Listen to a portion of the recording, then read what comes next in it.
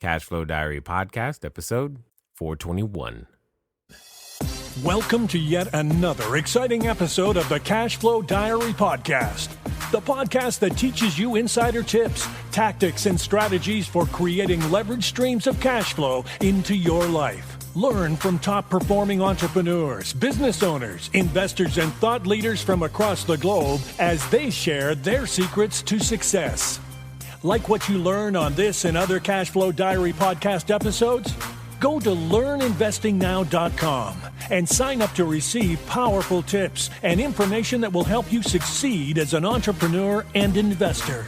Now, here's your host, investor, entrepreneur, business owner, educator, speaker, author, and master facilitator of Robert Kiyosaki's cash flow game, Jay Massey.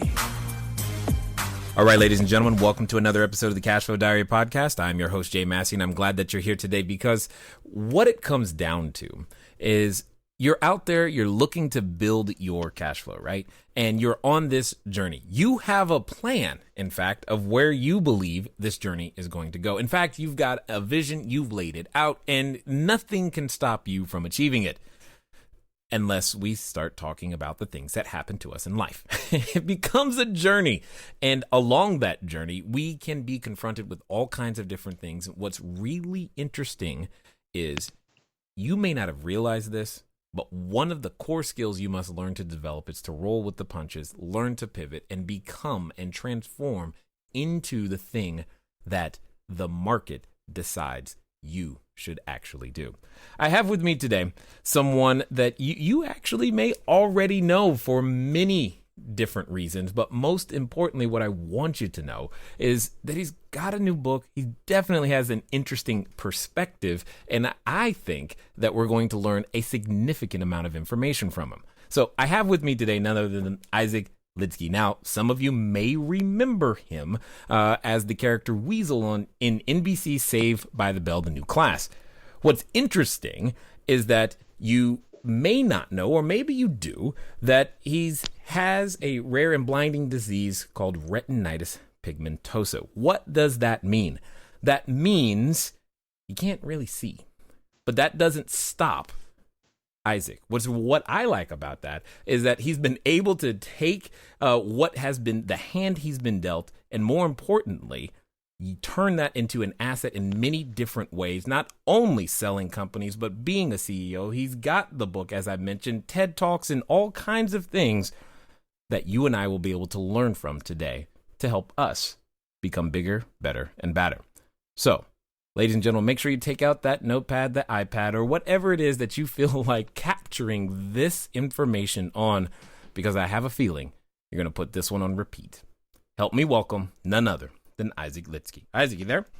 Yes, I'm here. Thank you so much. You are quite welcome, sir, and I am glad that you are here. Now, with this being your first time here, I tend to ask everybody the same question the first time that they're here. Are you ready?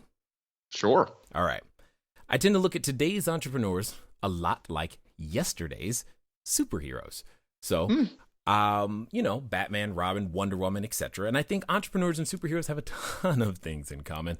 Chief among them is that occasionally as an entrepreneur, we can envision ourselves as, flying around, maybe with a cape or tights and all these things, but we're saving our customers with our products and services. But also, like a superhero, an entrepreneur has a beginning.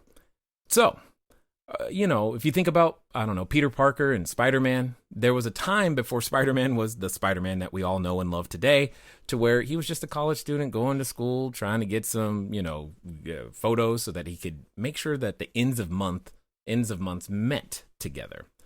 So my question to you is as follows.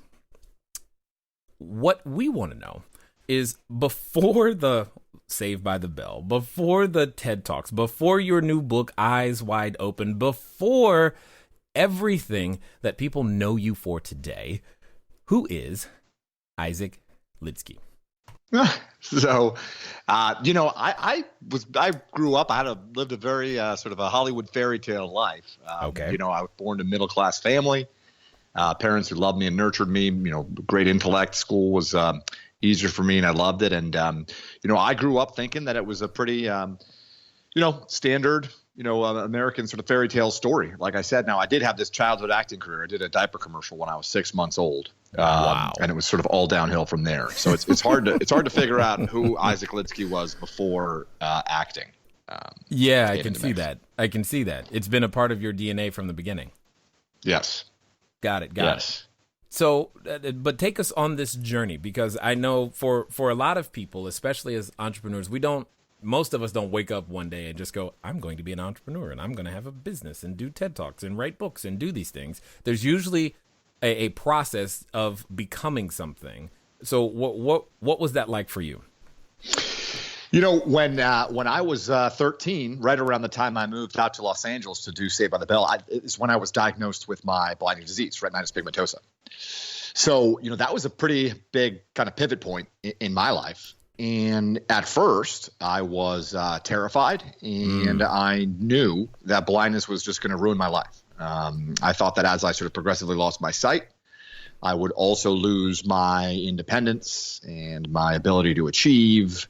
And I just thought I was destined for this sort of unremarkable life, small and sad, and probably pretty lonely. Yeah. And that was that was a fiction. One of my fears. It was lies. But in the early years, I believed it. Yeah. I think there's a number of entrepreneurs who are feeling or have felt those types of things. Maybe they're in business and they have something happen to them.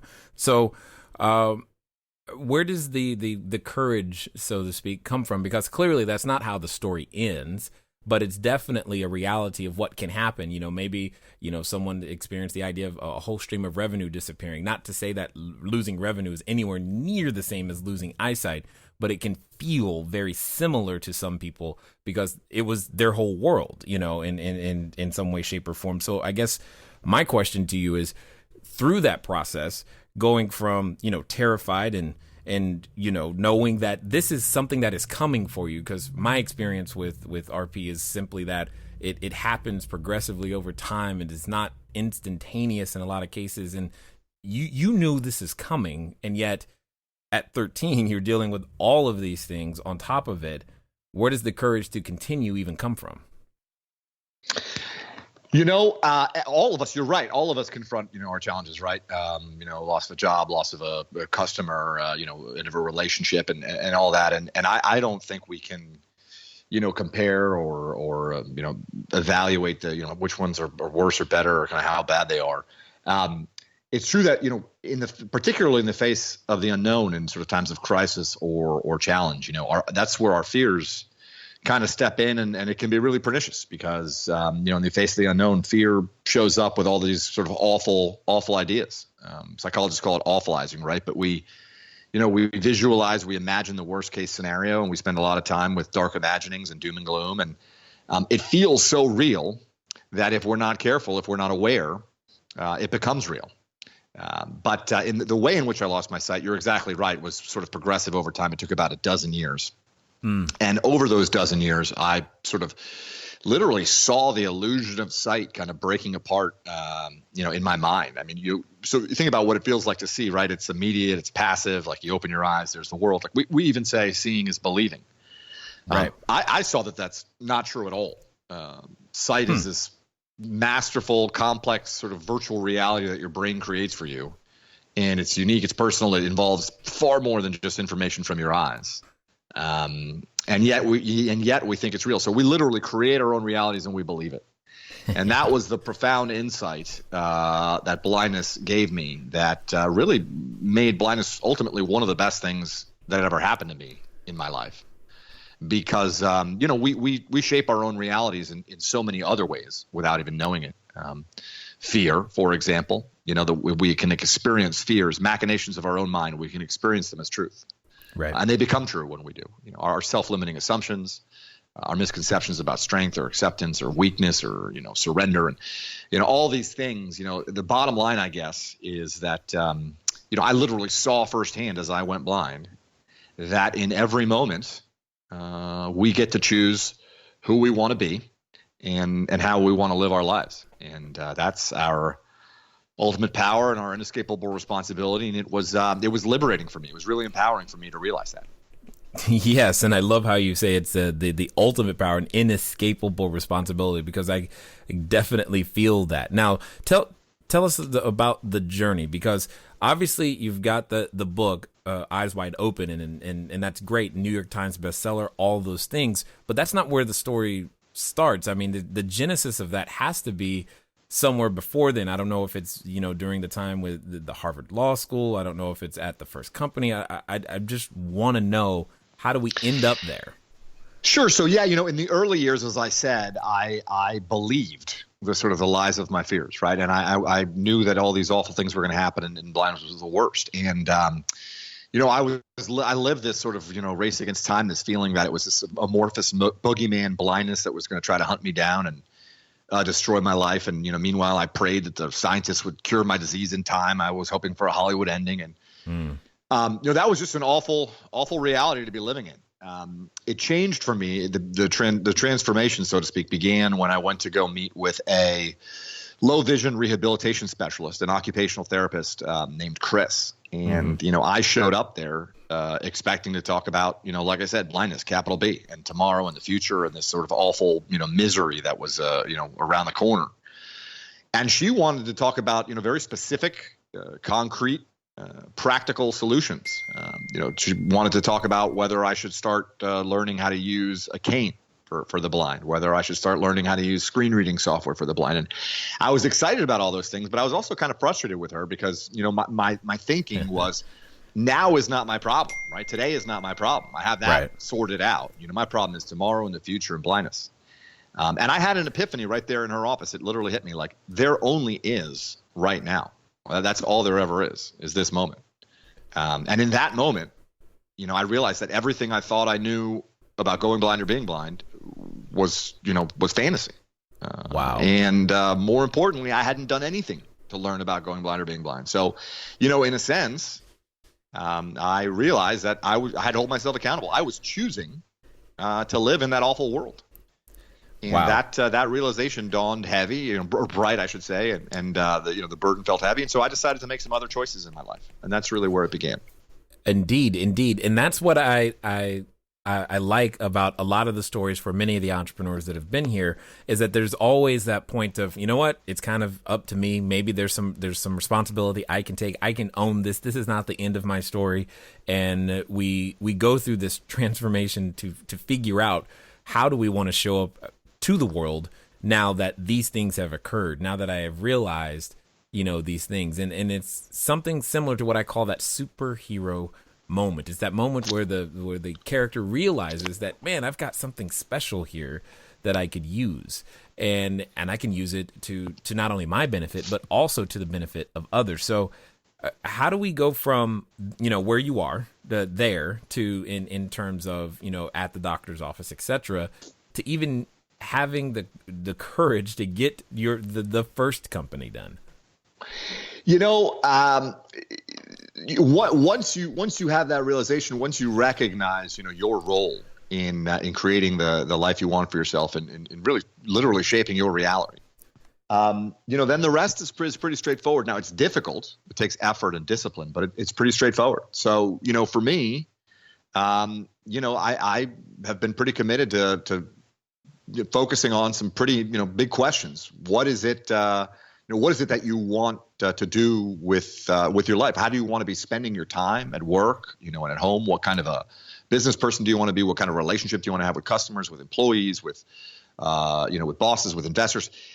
And what does success look like to you? What's important to you? What do you value? And they're big questions. It's easy to kind of roll your eyes and say, yeah, whatever. But the truth of the matter is, whether we realize it or not, whether we like it or not, whether we want it to be so or not, we are answering those questions every moment we're here, with every thought, with every action, with every emotion. So, for me, it makes a heck of a lot more sense to answer those questions with awareness and intention and purpose than to kind of persist as reaction or happenstance in life. So, I guess that's a long-winded way of saying that throughout my life, at different chapters, different periods along the way, I've made changes and entered sort of new chapters or new challenges really on the basis of what was important to me and where I was, in terms of my family life and all that kind of in those moments. And it's been a heck of a ride. Like you said, I've had a legal career, an acting career, an internet startup career, run a construction services company these days. And, along the way, wrote this book and do a lot of corporate speaking. So it's been great. I love it. Well, okay, hold on. You said that really quickly, and there's some people who are like, hold on, did he just say all of those things? And I'm like, yes, he said all of those things, which actually leads me to something that I think is true, and I'm curious to hear your perspective in the sense that would you, if you could, say, imagine a situation or a world or a version of yourself where RP did not enter into your life. Do you think some of the things that you have just said, from the legal career to the construction companies, the startups, etc., are those even would you have dared? Would it have been as important? Would you have had what it takes to make those things happen? So, I argue in one of the chapters of my book that question is impossible to answer, and that even posing the question is not necessarily terribly useful. That said, I'll put it this way. I wouldn't change a thing about my life. Right. Not a thing. Going blind, like I said, was one of the greatest blessings. It was a unexpected blessing. But it was one of the greatest blessings there is. And I live a life filled with joy and fulfillment and success. And it's largely because of the lessons I learned, the insights that I gained as I lost my sight. And I wouldn't trade that for anything. Well, what I find interesting is that I first of all, I like the title, but I really like the subtitle: Overcoming Obstacles and Recognizing Opportunities in a World That Can't See Clearly. Oftentimes in my own, work with entrepreneurs, it's just literally looking at things differently, the same situation that they're already facing, that then reveals the solution that was actually already there and dare I say, before their eyes. I guess my question becomes, what are some of those things or situations that you've encountered, or either as a business owner in your legal career, et cetera, that might be able to help an entrepreneur who's thinking like, I can't see a way around this, that you are like, oh, these are very common. This is a very unfortunate way of thinking, and you're thinking this way simply because you can see, and you're not thinking of how to look in a completely different fashion. Hello there, entrepreneur. This is Jay Massey, and what I want to say to you is that the number one mistake that I have ever made in business, number one, has been waiting too long to do the books, waiting too long to get the bookkeepers, the accountants, the CPAs, the CFOs involved, and I don't want you to make that same mistake. That mistake cost me over 6 figures, and now for a significant discount, you have the ability to get your books together using FreshBooks. So what I want you to do is I want you to go over to gofreshbooks.com/cashflow diary. Again, that's gofreshbooks.com/cashflow diary. FreshBooks is the easy to use software designed to help you, the small business owner, the freelancer, get organized and save time on invoicing, getting paid faster, keeping those books in order so that it becomes a bonus for you to do your taxes as opposed to a burden. Go over to gofreshbooks.com/cashflow diary and get started today. And now let's get back to the rest of the story. Yeah. Too often, it's a real shame. Too often we can be our own worst enemies, right? So, we tell ourselves these stories, we have Right. these narratives, we make sort of self-limiting assumptions about ourselves. We tell ourselves things about what we can and cannot do, about our, quote unquote weaknesses. And, we believe our fears and we frankly oftentimes have a hard time listening to, one another, let alone our own sort of hearts and souls. So, for me, living eyes wide open is really about kind of taking a step back and recognizing, our role in all those things, and recognizing that ultimately it's our choice to develop the narrative we want for ourselves. In the business world, I think, where that often can, one area in which I found that can get us into trouble is I think a lot of times entrepreneurs will set out to build or develop to market the product or service that they're really excited about, that they want to sell. And those can be interesting, but I can tell you, it's often a heck of a lot more lucrative and rewarding to figure out the products or services that your customer wants to buy. Right. So, that in that sense, I think, really just asking a lot of questions, keeping an open mind, always taking in information, and not necessarily letting your own voice or voices in your head kind of drown out what the world's trying to tell you. Right. And I can imagine that oftentimes we're faced with so many different choices of what the world is trying to tell us, shape us, and you've been in a unique position where you were forced to come up with that vision extraneous to that. There was no way you could rely upon what the world was going to say, because the world doesn't exactly say that, hey, you can still go do all of these great things even though this is your situation. But my question becomes, why did you feel the need to write this book, but not just write it, but specifically address the audience you're addressing? Yeah, so this book is not about blindness. Right. It's not about disability. It's not even just about challenges, as you said. Why did I write the book? I wrote the book because I am convinced that the kind of the peek behind the curtain, so to speak, into the sort of see the wizardry of the mind, the awesome power of the human mind. What I glimpsed and what I was, able to learn from that view has been such a phenomenally powerful and positive force in my life, and I'm convinced that anyone can see what I see if they want to, if they choose to. This is a vision; it's a philosophy that's for everyone. So I've long wanted to write the book, and I'll tell you, my wife and I had triplets in September of 2010. And between the sort of triage of infant and newborn triplets and some new business ventures and stuff, I had my hands full, literally and figuratively. And but 3-4 years in, with my business, my current business exceeding beyond my wildest imagination, and the kids kind of getting to a point where I can imagine them someday reading a book. I wrote the book, I think, first and foremost for them. I see. With them in mind. Got it. That makes sense. And I hope they will read it. I hope they will read it someday, and I hope that they will see life the way I see it. Okay. So, because you said this earlier, and I thought it was interesting, and I don't know if anyone else was listening that picked up on it, because you said anyone can see the way that you see. Yes. What I would like to hear in your words is, what do you see? How do you see? What is it that you are referring to when you say that? Take us into that, because I want to see. Because trust me, I know you've got a great perspective. I just want to see it. Because all of the and one of the a lot of people don't notice. I've been around a number of individuals with vision challenges, and I always find it awesome to listen to what you guys have to say. I'm going to interrupt you. I'm going to stop you, because there's a semantic difference, but it's a difference that I'm pretty passionate about. No problem. I have no vision problems. I Good have point. Great clarity of vision. That is something correct. that I'm blessed with. Yes. I got sight problems. Yeah. And I know at some point and I've got about the worst kind of sight problems, right? But I know it in some respects it's a word game or whatever. But in my life, that distinction is an important one. Totally understood. Got it. So I don't mean to, it's great. Upset with you or anything, but so what's my vision? Here's what I see.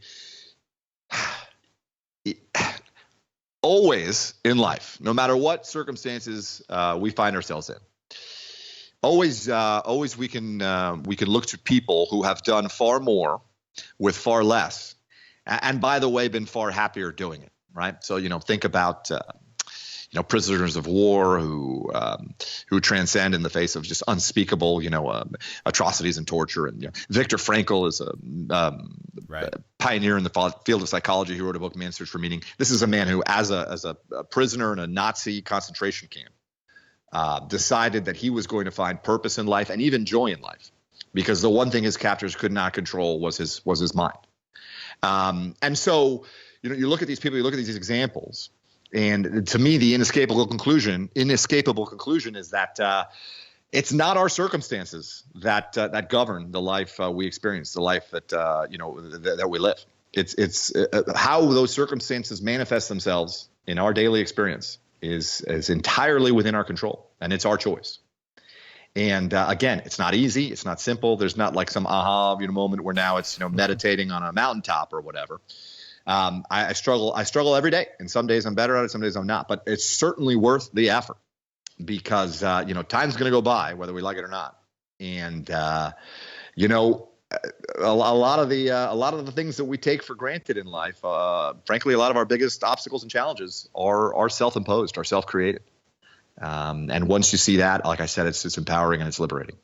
So what would you say then, in your time in business specifically, have been some of the challenges that you've seen entrepreneurs create for themselves? Well, it's one of the words in the title of your podcast is cash flow, and cash flow is an amazing thing. It can be your greatest ally or your most vicious foe, right? And that's something that you can read about in textbooks and study, and I did, but until you're living it and until you're in there, it's really hard to understand and then hard to manage. But I think there are strong parallels, between sort of the concepts of cash flow in business, by the way, and sort of cash flow in our personal lives as well. That's but I'll leave that for another day. But so cash flow management is huge. Too often. An unprofitable business or unprofitable ventures, fundamental problems in your business can be obscured by positive cash flow dynamics that you don't understand. And then, of course, despite the most profitable and best of intentions, the greatest ideas in business, if the cash flow dynamics are working against you, it's not going to last very long. So to me, there's a lot of kind of the whole yin and yang and this whole sort of metaphysical aspect of life in the world really kind of manifests itself in business in this sort of force that is cash flow. I don't know if that makes any sense. Yeah, no, I get it 100%. And I guess it makes me wonder or ask the question to you, would business be more of an art or more of a science? And it sounds like a mixture of both based upon what you're saying. There's no question it's both. I would say, so here I was, a pretty elite, fancy lawyer in New York, and somehow that seemed problematic at the time. My wife and I had our kids, and I didn't want to practice law anymore. I had enjoyed being a lawyer in the public sector, but big law firm life wasn't for me. Mm-hmm. So my college roommate and I bought this struggling residential construction company in Orlando, Florida, and my wife agreed to move our family with me from Manhattan to Orlando, where I was going to go from being a lawyer to being a construction guy. Okay, and that was supposed to be easier? What could possibly go wrong, right? I mean, what could possibly go wrong? Okay. No, I mean, not easier, but it was supposed to be a better quality of life. Above all else, I wanted to spend time with my kids. I wanted a yard behind a house. Got it. And all those things. Well, lo and behold, these two Harvard guys who decided to buy a construction company in Orlando. One of them, my roommate, he kept his fancy day job in the world of finance. I quit mine and, took the helm as the first chief executive officer or whatever. Well, about 3 months in, we realized that all the financial data we had meticulously analyzed was nonsense, garbage in, garbage out. Mm-hmm. Kind of far from treading water, our business was sinking like a stone.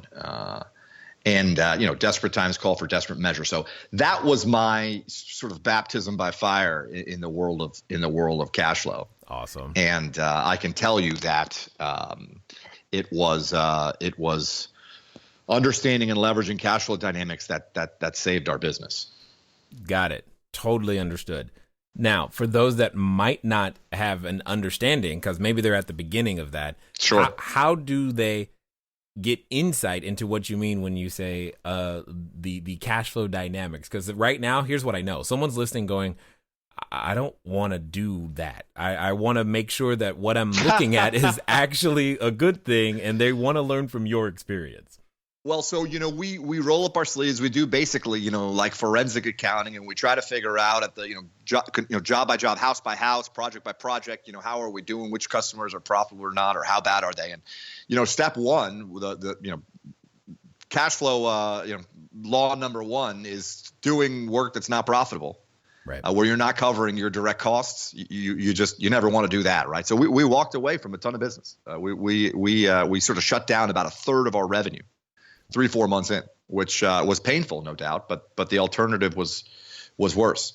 So then you say, I'm going to work, those customers who are going to stick by me, who are going to be my partners, who are going to work with me, give me better pricing or whatever. That's fine and all, but I still have these bills to pay. And if I'm not collecting money before I'm paying money, it's only a matter of time before I'm underwater.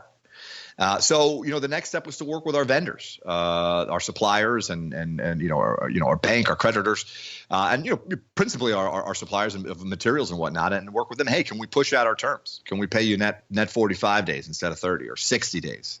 And go circle back with the customers. Any chance you could pay us sooner? Mm-hmm. And it's not rocket science, but you do the deeds that need to be done, and you try to bring enough money in before so much money goes out so that you can live to fight another day. By the way, one way to lower your outgoing cash is to stop paying yourself, which I did. So right. For about a year I didn't draw salary, and it was hard times or whatever. But bit by bit, working with our partners, we managed to kind of turn it around. The sort of metaphor I like to use is that sort of standard scene in any kind of race car driving kind of movie where the guy's like, get me out before the pace car or whatever. Mm-hmm. That's kind of what you're trying to do. You're trying to make sure that pace car doesn't get by before you get back out on the track. No doubt. Yeah. Now, with that being said, though, I'm assuming not only this experience, but in the fact that just the sheer fact that you're in the real estate world of some kind. And I know that you often have to see opportunities that others don't see because they're usually presented as an obstacle at the beginning. What are some of those times where either in business or et cetera that others saw obstacles but you saw opportunities? Well, that's the fundamental story of my current business, ODC Construction. I mean, my college roommate Zach and I, and end of 2010, beginning of 2011. When the economy was in a state of misery, globally, and when industries like residential construction were at like literally once in a lifetime lows, and it was just, misery and pain. Mm-hmm. And we showed up and said, hey, this is a great time to kind of take a look at the market and say, if and when it does recover, what opportunities is that going to present for various providers in the field? Can we envision a new model, a better business model, a greater value proposition for these builders when the market turns around? And that's what we got really excited about. That's ultimately why we bought the company. But now, hold on 1 second though. There's someone listening who wants me to argue with you and say, but how did you know, Isaac? How did you know? Because all of the signs did not point to, yes, this is a great time to buy. It was possible that we were going to be a year or 2 or 3 years too early. And it was even possible that if we were that early in the sort of recovery, we would fail because of it. But we figured, given our best guess, our best shot at kind of the housing market and where things were going, we figured now's got to be a pretty good time. It's going to come back eventually. Markets are cyclical in general. The housing market certainly is cyclical. Meanwhile, the subcontractor base was decimated, right? There weren't a lot of subcontractors still around. Those who were didn't have access to capital and yada, yada, yada. So we figured, look, someday in the not too distant future, we think these home builders are going to show up and have a real urgent need to start building houses at a pretty high volume. And we'd like to build a company that can help them do it. And that was our vision. Is it possible? Was it possible that we were going to fail? Absolutely. Awesome. Nothing ventured, nothing gained. But, we gave it a shot. Clearly. Now, with that being said, though, what would you say to the person who can't seem to get themselves? They feel like they want to be there, but the fact is that they can't find that guarantee to move forward. How did you guys develop the courage to deal with that? Well, if you're looking for a guarantee, you're lost. And that's true of anything in life. We are never in control in this life. And again, part of the way that we can experience our reality, much like sight, we have this illusion that we're in control and that there's certainty, and there just never is. So you got to let that go, right away. And then at the end of the day, it's got to make sense to you. Have you done all the research you need to do? Have you talked to all the people you need to talk to? Have you gotten the support, from friends and family, from, those close? And if it makes sense to you and it's something you're passionate about and it's a vision you can get excited about, then go for it. Do it. And by the way, even if you fail as a business proposition, I think true success is in the actual striving, right? It's in the worthy pursuit. So, I think too often we like to we think we can wait until later to see how it all turns out to decide whether we made the right decision or not. But that's just not the way the universe works. I mean, you make the right decision or the wrong decision now, and then either it works out or it doesn't. Well, what I like about what you just said specifically is like, if success is in the striving, then the actual arrival at some destination is not necessarily the measuring stick. No, not. I would argue that it really shouldn't be. It can't be. If you are seeing yourself in your life clearly, it is not about achieving some result, some data points, some objective external measure. You do know it's actually a little strange sometimes when you say when you say the words if we're seeing ourselves clearly, right? You're not see you're you aware of sighted that. sighted people are convinced that seeing is fundamentally intertwined with eyes, and it is just not. It is not. I am a very visual person. I visualize things all the time. Incidentally, I'll tell you, when once your visual cortex has matured and you've developed and your brain has sort of figured out how to cook up this illusion of sight for you, only about 10% of what's going on in your brain in this sort of process of sight is information from your eyes. The other 90% is your memories, your opinions, your emotions, your conceptual understanding of the world, your mental attention. All of these things are going on. And by the way, even when your eyes are out of the mix, even when you're asleep and you're dreaming, your visual cortex is firing away, right? When you think about an elephant, well, the same parts of your brain that respond when you actually see an elephant respond when you think about an elephant. So I'm going to talk with you about what I see and what I don't see and my vision and all that, and it has nothing to do with eyeballs. Yeah, and that's what I find so interesting is just to some degree, I feel like I'm the one.